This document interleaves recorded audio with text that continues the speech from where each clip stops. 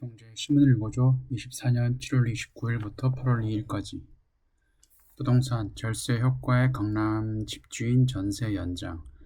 정부 상생 임대인 2년 연장. 강남 용산에서 세테크로 인기. 임대료 증액 5% 이하 계약된 2년 실거주 없이 양도세 인하. 분상제 단지는 실거주주의. 실거주 안 해도 되니까 투자하기 좋죠. 상생 임대인 혜택 받겠다며 손님들이 매물을 거두네요. 29일 서울 강남의 한 공인중개업소 관계자는 집이 좁아서 못 살았던 사람, 자녀에게 증여한 사람, 세입자와 계약 기간이 만료되며 팔까 망설였던 사람들도 다들 전세를 한 바퀴 더 돌리겠다고 한다며 거주 여건이 없으니 지방 수요자들 관심이 더욱 뜨겁다고 했다. 정부가 임대료 인상폭을 5% 이내로 지킨 집주인에 대해 실거주 2년을 면제해주는 상생 임대인 제도를 2년 더 연장하면서 이 제도에 대한 관심이 커지고 있다.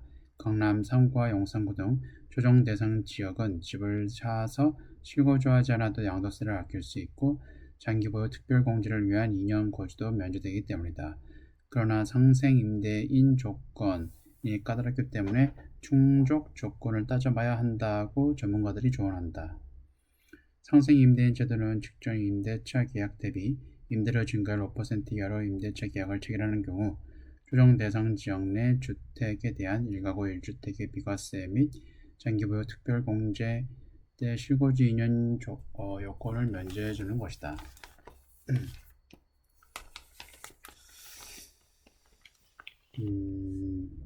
실거주 혜택에 대한 만큼 주의할 점도 많다.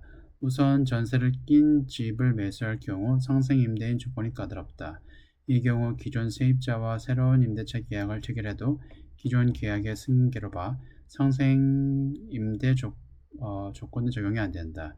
기존 계약이 다 끝난 후 새로운 계약을 체결해 해당 계약을 1년 6개월 이상 유지한 후 다음 전세 계약을 맺을 때 5% 이내로 보증금을 올리고 2년간 계약을 유지해야 혜택을 받는다.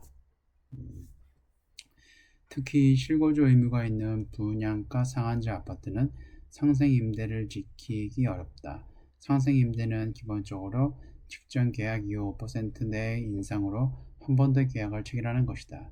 실거주 의무가 있는 분양가 상한제 아파트는 상생 임대를 적용받고 싶어도 입주일로부터 3년 이내에 실거주해야 한다. 다음 강남 3구 마용성만 인기 경매 시장도 쏠림. 서울 아파트 낙찰률 93%로 22개월 만에 최고 불구 난국화. 강남 3구 물건은 대거 몰리며 감정가보다 1억 비싸게 낙찰, 노도강은 20% 낮아도 유찰, 시세 차익 기대 못해 찬밥. 이달 서울 송파구 가락동 헬리오시티 중 면적 84제곱미터 매물 2채가 경매시장에 나왔다. 전용 84제곱미터 한 채는 감정가 20억 원에 나와 약 21억 1100만 원에 낙찰됐고 다른 전용 84제곱미터는 19억 3천만 원에 감정가였는데 19억 9,800만 원에 낙찰됐다. 감정가보다 낙찰이 1억에서 2억 원대 시세 차익을 거둔 셈이다.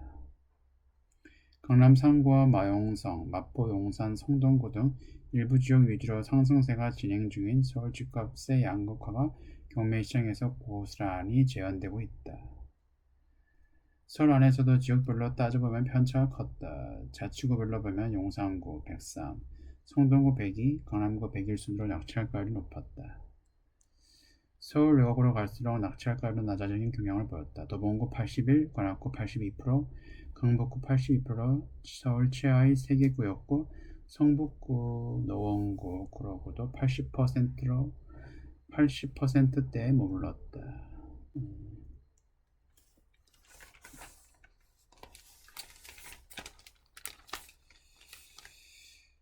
이주연 지지옥션 선임연구원은 서울 아파트 거래가 활발해지며 당분간 인기 지역 쏠림은 이어질 것이라고 봤다. 양극화가 더욱더 심각해질 거예요. 대만이나 일본처럼 몇백억대 아파트들이 있을 거고 그들만의 세상이 될 것 같아요. 경제, 금융, 주식 등 코끼리 잘 나가는 인도 펀드 1조 원료, 올 들어 평균 수익률 24%, 미 1펀드보다 성과 높아, 모디 3년임 이후 돈 더 몰려, IMF 성장률 7%로 상향 조정. 올해 국내 인도 주식형 펀드에 몰린 투자금이 1조를 넘어선 것으로 나타났다. 인도 주식시장 시가총액이 5조 달러를 넘어서는 등 끝없는 상승세를 보이면서 국내 투자자들의 인도 시장에 대한 관심이 크게 높아졌기 때문이다. 특히 친시장 정책을 내세운 나렌드라 모디 인도 총리가 3년임에 성공한 이후 지난 2달간 5천억 원 몰리면서 투자금이 급격히 늘었다. 저도 전에 인도 시장의 차트도 좋아요. 국내 상장된 ETF가. 그래서 좀 점점 많이 들어가고 있습니다. 삼성 자산운용의 코덱스 인도 니프티 50와 미래에셋 자산운용의 타이거 인도 니프티 50에는 이달까지 개인 순매수 금액이 각각 1975억 2082억원이 몰렸다. 니프티를 추정하는 만큼 성과도 뛰어났다. 저는 타이거 인도 니프티 50에 들어가 있고요. 인도 시장이 한동안 성장세를 지속할 것이란 전망도 이어지고 있다. 최근 국제통화기금은 세계경제 전망 보고서를 통해 올해 인도의 경제 성장률을 7%로 상향 조정했다. 유엔도 올해 인도의 경제 성장률을 6.2%로 전망했다. 인도는 2014년 모디 총리가 정권을 잡은 뒤 제조업 육성과 외국인 투자 확대를 골자로 한 모디노믹스를 추진하며 매년 7%대 성장률을 유지해 왔다. 현재 인도 시장의 PER이 우리나라보다 훨씬 높긴 해요. 그래가지고 주가가 많이 상승을 했는데 그래도 뭐 추가적으로 더 상승할 여지가 있으면 주식시장 계속 오를 수 있을 겁니다. 다음 대장주 삼바 앞세워 바이오주 더 간다. 깜짝 실적에 이달 28.6% 급등. 삼성바이오 황제주 탈환 노력. 금리 인하 땐 자금 조달 쉬워져. 국내 신약개발 탄력 기대감 속. 의약품 지수 한 달 새 22% 상승. 코스닥 중용주까지 온기 확산. 상반기에 눈에 띄지 않던 국내 바이오주들이 금리 인하를 앞두고 재평가 구간에 진입했다. 하반기 들어 우호적인 환경이 조성되자 삼성바이오로직스와 셀트리온 등 굵직한 종목을 비롯한 섹터주 대부분이 호조를 보이고 있으나 검증이 부족한 소형 바이오주는 상대적으로 소외된 모습이다. 바이오주는 자금 조달이 중요한 만큼 미국의 금리 인하가 오는 9월로 임박하자 섹터 전반에 훈풍이 작용하고 있다. 반면 코스닥의 소형 바이오주는 지수의 상승세를 쫓아가지 못하고 있다. 일단 금리 인하도 중요를 하지만 돈을 벌어야 돼요. 다음 종합면. 이번 주는 종합면이 중요한데 슈퍼엔저 브레이크 밟은 일본 엔화값 930원 머지않아. 일본은행 금리 0.25%로 인상. 엔저가 소비자 물가 상승 압력. 가계 소비 침체도 부채질 우려. 4개월 만에 금리 재차 올려. 엔화 가치 지속 상승 여부는 미국 기준금리 인하에 달려.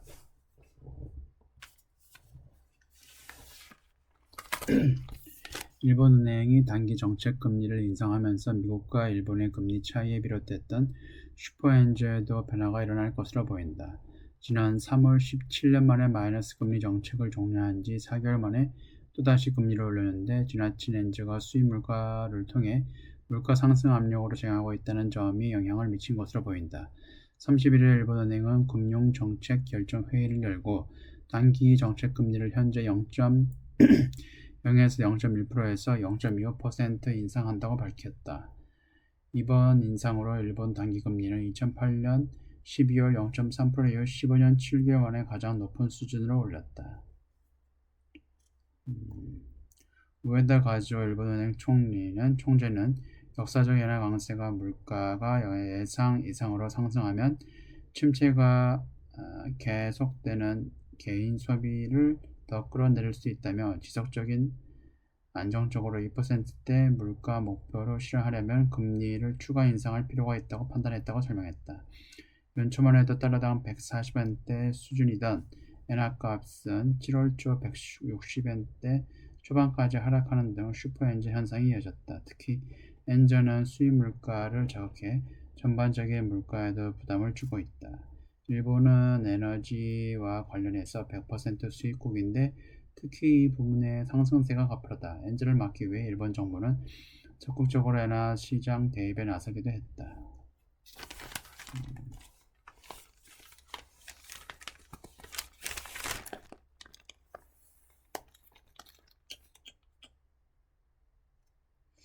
엔저를 촉발하는 배경으로는 미일 금리 차이에 따른 엔캐리 트레이드가 거론된다. 이는 금리가 낮은 일본에서 돈을 빌려 금리가 높은 미국에 투자하는 것으로 외환 시장에서는 엔 매도 달러 매수의 거래를 하게 된다. 이번 금리 인상 전까지만 해도 양국 정책 금리는 일본은 0에서 0.1%, 미국은 연 5.25에서 5.5%로 큰 차이를 보였다. 외환 시장에서는 엔캐리 트레이드 규모를 지난해 말 기준으로 137조 5천억 엔으로 보고 있다. 한 1,400조? 금리 인상 소식에 달러당 엔화값은 요동치고 있다. 전날 뉴욕 외환시장에서 달러당 3회원 가까이 상승했던 엔화값은 금융정책 결정 회의 결과 발표 무렵 152엔에서 151.6엔까지 올랐다가 다시 153.6엔대로 내려가는 등 비교적 큰 변동성을 보였다. 이날 서울 외환시장에서는 엔화 강세를 보였던 원화 강세폭이 커지면서 100엔당 원화값이 900원대 초반에 머물렀다. 엔화 강세가 선반영되면서 일본은행 회의 당일엔 불확실성이 해소돼 일부 되돌림 현상이 나타나겠다고 분석했다. 전에 제가 투자한 거를 말씀을 드리자면 엔화값이 많이 약세가 되었을 때 다시 정상화될 것이라고 예상을 해가지고 엔화로 환화에서 엔화로 환전을 했고 그 다음에 엔저가 조금 더 지속될 것이라고 생각을 했기 때문에 노무라 상사 ETF 일본 회사를 투자를 해가지고 최근에 요거 엔화 저가 일본 금리를 엔저가 더 이상 진행이 안 된다고 하면 일본의 회사가 안 좋겠죠. 수출하는 데 있어가지고 그래서 노무라 상사 ETF를 익절 수익을 실현을 해가지고 바로 매도를 했습니다. 그런 다음에 이것도 전에 투자를 한 건데 요거 엔화를 통해 가지고 미국 장기채 금리를 살 수가 있어요. 그래서 지금 금리가 또 인하가 될 것이라고 판단을 했기 때문에 거기에 대한 수익도 이제 다시 또 수익 구간에 들어갔기 때문에 조금 더 금리가 미국 금리가 인하가 된다고 하면은 더 수익을 실현할 수 있을 것입니다. 다음 파월의 피벗 선언. 일가에선 연내 세 차례 금리 인하론 급부상. 연중 9월이나 공식 언급. 파월 미국 경착륙 가능성 낮아. 골드락스 경제 성장 자신감. 물가 노동시장 균형 강조. 고용 악화된 금리 인하 가능. ECB 캐나다 이미 인하 행렬. 일본은 나 홀로 인상 이어갈 듯. 7월 25일 그 다음에 8월 2일부로 이때 고용지수가 43.6인가 그 정도 나왔는데 이때는 고용지수가 50 이하로 나온 게 미국 2008년 리먼 브라더스 터졌을 때 금융위기 때 그때 45 정도 나왔을 때 이후로 가장 낮은 그때 상당히 낮은 점수 낮은 숫자가 나왔어요. 그래서 금리 인하가 인슈런스 컷이라고 하면은 0.25%포인트 9월에 인하하면 상관이 없는데 경기 침체가 예상이 된다고 해가지고 전날에 나스닥 7월 25일에 나스닥 3% 이상 하락을 했고 어제 날짜 그러니까 8월 1일 날부로도 엔비디아뿐만 아니라 나스닥 지수가 3% 이상 초과해서 하락을 했습니다.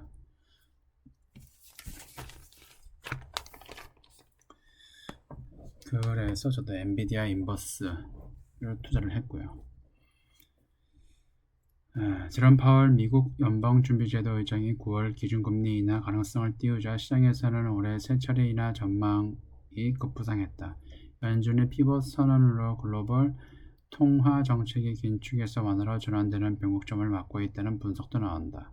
지난달 31일 CME 페드워치에 따르면 연준의 9월 기준금리 인하 가능성은 이날 100%를 찍었다. 금리 0.25%포인트와 0.5%포인트를 인하할 가능성이 각각 88.5%와 11.5%로 베이비 스텝을 점치는 이가 많았다. 근데 0.5%포인트로 인하를 하면은 경기 침체 우려로 인해 가지고 약간 더 시장이 걱정하기 때문에 오히려 주가 지수에서는 더 안 좋을 수가 있어요. 그래서 차라리 안정하게 0.25%포인트 내리는 게 좋습니다. 이날 연방공개시장위원회 정례 회의를 기점으로 올해 금리 인하 기대 횟수가 세 차례나 늘어난 것이다. 가장 큰 이유는 파월 의장이 확실한 비둘기 신호를 보냈기 때문이다.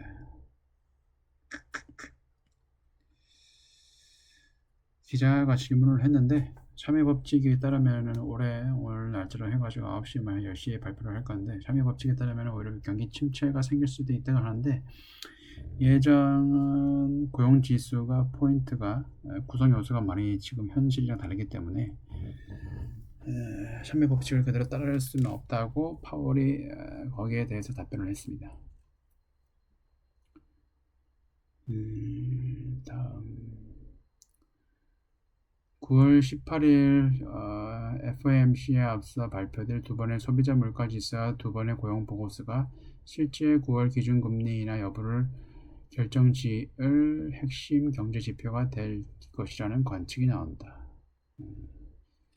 일단은 8월 2일 밤에 나올 고용지수가 뭐 4.2, 4.4 어느 정도 나올지가 중요할 것 같아요.